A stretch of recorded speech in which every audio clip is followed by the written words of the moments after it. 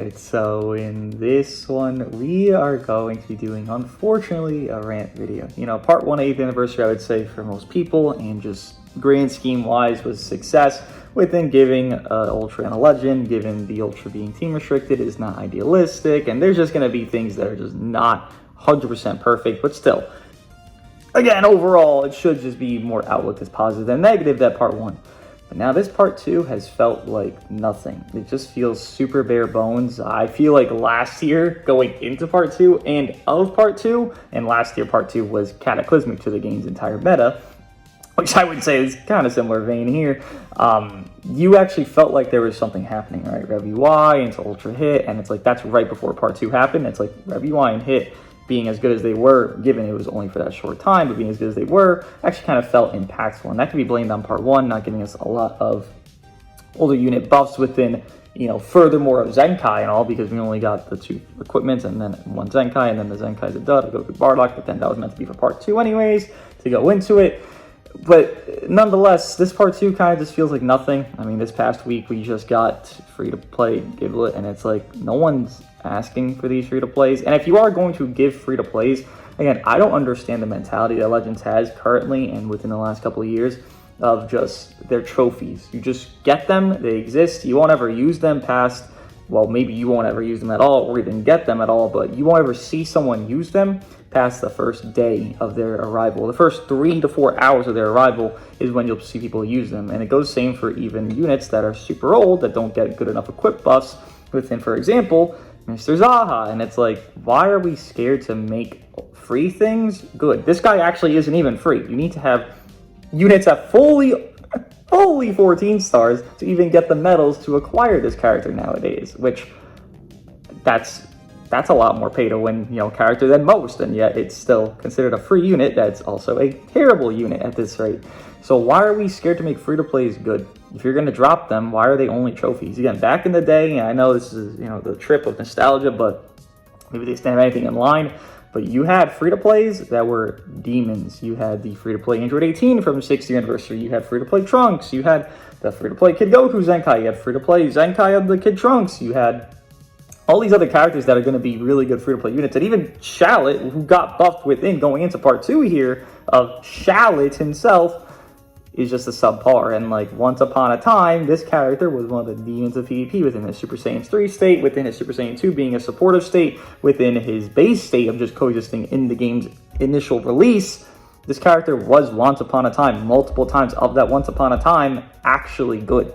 And all this is just game original kind of slop going through. I mean, you look at most of these characters here, you look at Goku Bardock, well, this is subpar, and LF Zenkai's have just been subpar for the last, I would say, 2 years. I mean, Kid Buu, CMZ, again, 6th year Annie, which is why people proclaim 6th year as the best anniversary, and they're trying to get 8th Annie to there, but this part 2 really hurts the 8th Annie, I would say. This is like a 3 or 4 out of 10 part 2. I mean, I'm glazing it, to be honest, by giving that number, but Goku Bardock have been subpar, and everything's been subpar of LF Zenkai since then, again, since the last 2 years. Zaha is a nothing factor. Shallot should have been better. Giblet should have been better. And then the Sunnable units of Gohan and Trunks, yeah, great, they're amazing and they're awesome, but they also kind of help nullify units of the previous. I would say part 1 of last year didn't do this as extremely, but it definitely did it to a degree, where like you had Apeless arrive, and then he was very good into UI Goku, so UI Goku, while he was still one of the demons of PvP at that point, it just wasn't as like confident. You know, you have the Kale Caulifla, you have the other part 1 units that are being run of like Green Miniku, who is being run, Ultra Beast, UMB.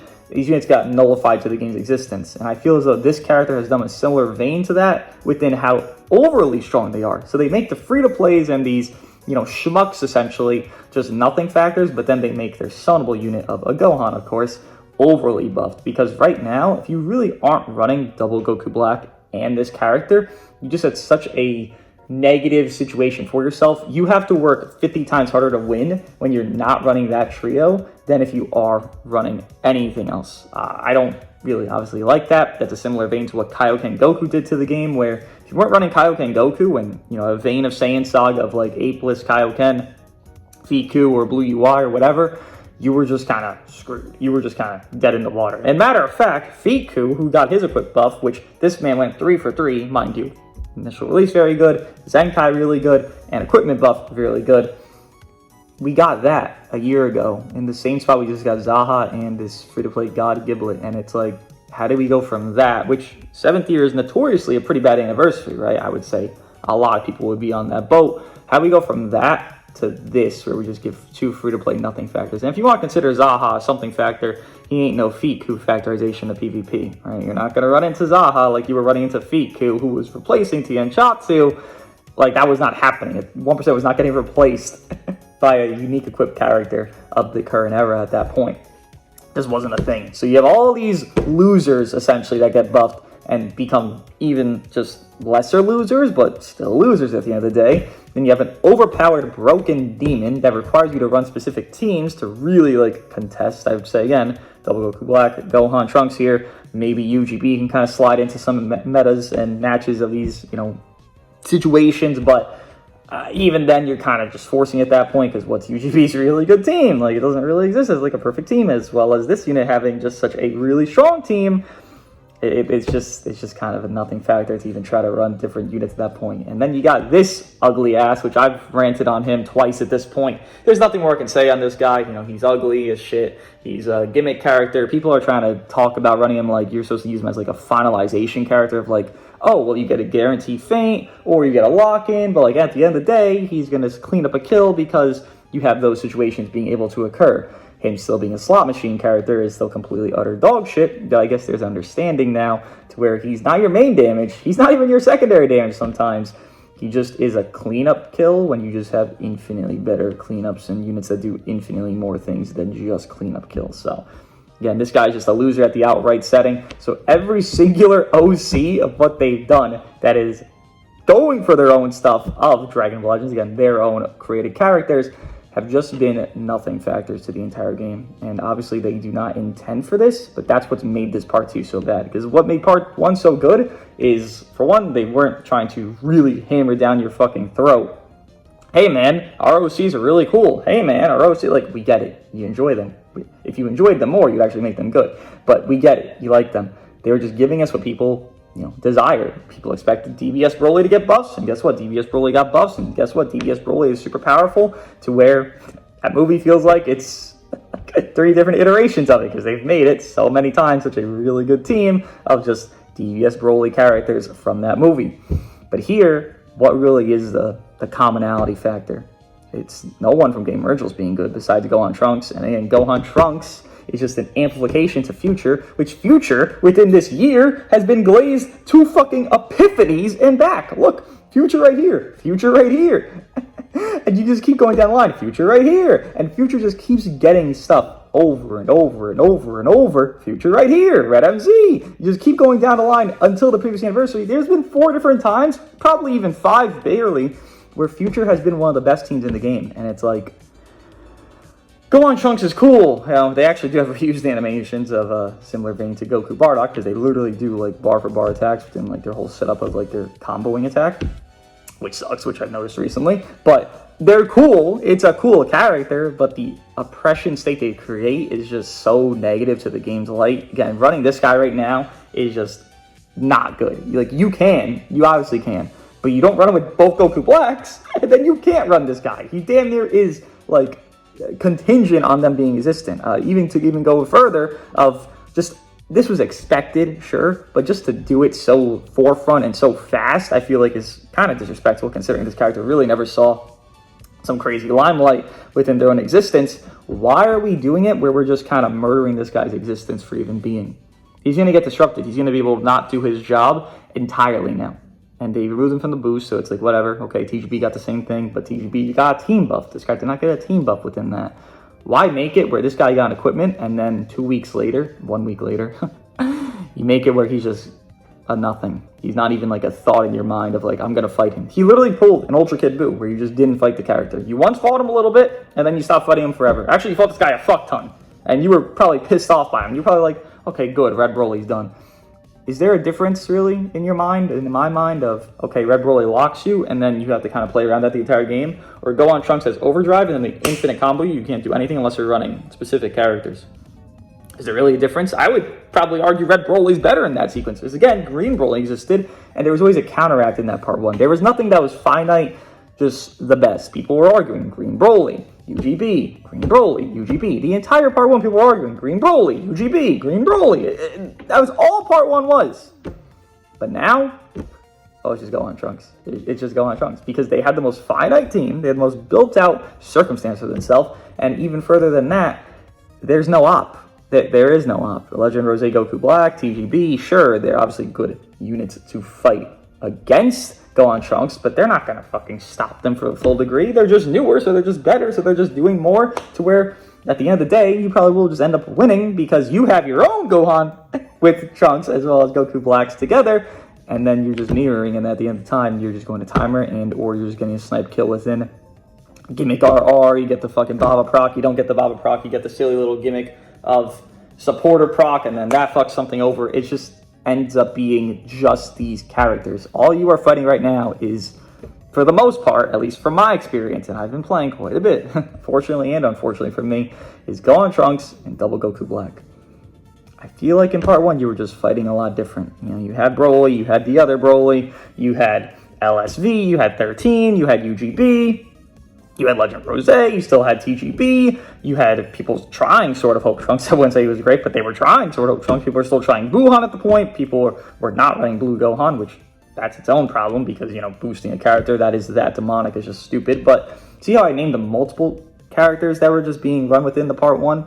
And now I name characters that are being run in part 1, and it's at peak 4 of Goku Blacks, Gohan Trunks, and UGB. You could argue maybe Green Broly. Really, you're arguing with the fucking wall because it's really not there, but you can argue Green Broly. I named damn near double within part 1. This part 2 has just been nothing. The factor of buffs that they've done have just been non-existent. They don't do anything for the actual game state. They just coexist, and again, I don't know the idea behind, oh, they're free to play, they can't be anything. I just don't know where that is stemmed from. Because we have units that are technically free to play, but you also summon for them within, like, Red Pan, Tamagamis, whatever, and, like, they were good. So why is it that a full free-to-play that can't be bought with any CC can't be good? I do not comprehend this logic. People would want that to be the case, and then you would feel incentivized to drop characters that help that character more. So, like, you drop Super Saiyan God Giblet, and then let's say we get MUI. Wow, Super Saiyan God Giblet went from pretty good to, like, amazing. Wow, incentive to actually farm a free-to-play character, and then MUI drops, which people don't want MUI, I don't want MUI, but you know, expectations there of MUI for part 3. Then he went from good to amazing, because now you have MUI with them, a blue unit, oh my god! Why was that a miss? I mean, I know you guys miss with a lot of, you know, sonable units. I know you guys do that, and that's definitely not on purpose, but free-to-plays are intentionally misses just because of... I've never understood it. I never will understand it. It's just silly. It's making this part 2 be terrible. Again, I give this a 3 or 4 out of 10. We have an LF Zenkai coming, this upcoming reset of, you know, the Tuesday into Wednesday, which within how Goku Bardock is, and they're like barely runnable, and they're like a proud merchant, because like if you're barely runnable, you're still like half decent and proud, which like only 100 people play proud, so like who gives a fuck about proud? Like I don't even understand it. Also, just a note, what is this event, bro? Like I just did it for the day. What is this scummy ass event, bro? Firstly, why is there a daily fucking limit on an event during Annie? The fuck are we talking about? Like I get this one, it's a CC, like no shit. But brother, I'm doing 1 exchange per energy per CC. What is this, bro? What the fuck? This is some 2018 ass fucking wish upon a star. If you know, you know.